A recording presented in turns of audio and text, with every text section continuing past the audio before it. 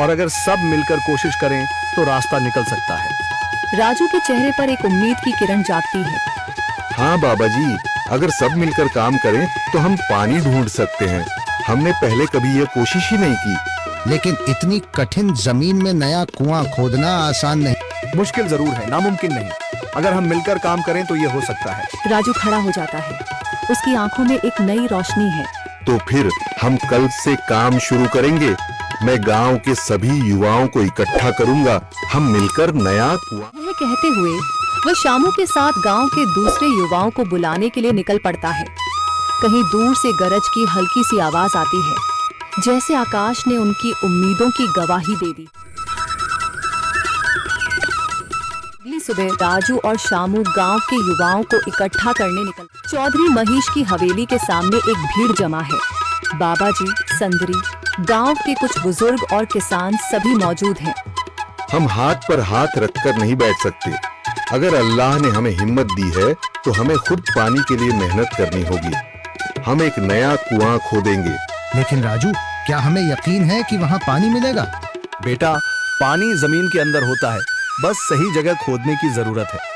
हमने अपने बुजुर्गों से सुना था कि पुरानी नहर के पास जमीन नरम थी, शायद वहीं पानी हो। बाबा जी सही कह रहे हैं। अगर तुम सब यह काम करने के लिए तैयार हो तो मैं अपने कुछ मजदूर भेज सकता हूँ। धन्यवाद चौधरी जी, लेकिन हम सब खुद भी मेहनत करेंगे। यह हमारे गांव के अस्तित्व की लड़ाई है। संदरी, जो अब तक चुप थी, आगे बढ़ती है।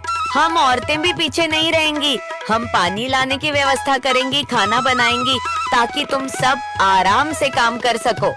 यही हिम्मत चाहिए थी संदर। पूरा गांव एक नई उम्मीद के साथ कुआं खोदने की तैयारी में जुट जाता है। दूसरी ओर कुआं खोदने का काम शुरू हो चुका है। राजू, शामू और दूसरे युवा बेलचे चलाने लगते हैं। मिट्टी बाहर निकाली जाने लगती है। तेज गर्मी के बावजूद सब पूरी हिम्मत के साथ जुटे हुए हैं। दोपहर की तेज धूप जमीन आग की तरह तप रही है। गांव के लोग लगातार कुआं खोदने में जुटे हैं। हाथ छिलने लगे हैं, माथे से पसीना बह रहा है, मगर किसी ने हार नहीं मानी। महिलाएं पानी और सत्तू लेकर आती हैं ताकि पुरुषों को कुछ राहत मिले। हमें और गहराई तक जाना होगा। अब तक सिर्फ सूखी मिट्टी और पत्थर ही निकल रहे हैं। राजू, यह बहुत कठिन काम है।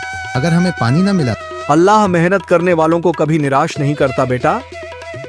तुम सब अपनी कोशिश जारी रखो, पानी जरूर निकलेगा। हिम्मत मत हारो। अगर अब रुक गए तो फिर कभी पानी नहीं मिलेगा। सभी फिर से जोश में आकर काम में जुट जाते हैं, मगर सूरज की तपिश बढ़ती जा रही है और कई लोगों की सांसें तेज चलने लगती हैं। तभी एक तरफ से रामलाल और उसके आदमी हंसते हुए आते हैं। अरे भाई, तुम्हें लगता है कि जमीन तुम पर रहम करेगी? हाँ हाँ, ना समझ लोग, ये सब बेकार की मेहनत है। रामलाल, हमारा हौसला मत तोड़ो। अगर तुम मदद नहीं कर सकते तो कम से कम मजाक भी मत उड़ाओ। मदद? हाँ, मैं अपने कुएं का पानी बेच सकता हूँ, मगर मुफ्त में नहीं दूंगा। राजू सब अनसुना कर फिर काम में लग जाता है। शाम होने लगती है, लेकिन अभी तक पानी का नामो निशान नहीं। कुछ लोग मायूस होकर पीछे हटने लगते हैं। राजू, शायद रामलाल सही कह रहा है। यह सब बेकार है। नहीं शामू, हमें हार नहीं माननी। अगर आज हार गए तो फिर कभी हिम्मत नहीं कर पाएंगे। तभी अचानक फावड़ा किसी कठोर चीज से टकराता है। एक अजीब सी आवाज आती है। राजू चौंक कर देखता है और जल्दी जल्दी मिट्टी हटाने लगता है। अचानक एक ठंडी लहर महसूस होती है। सभी लोग दौड़कर आते हैं। जैसे जैसे मिट्टी हटती है, नीचे से गीली जमीन नजर आने लगती है। सब हैरान रह जाते हैं। सुभान अल्लाह, मैंने कहा था ना, अल्लाह हमारी मेहनत को जाया नहीं करेगा।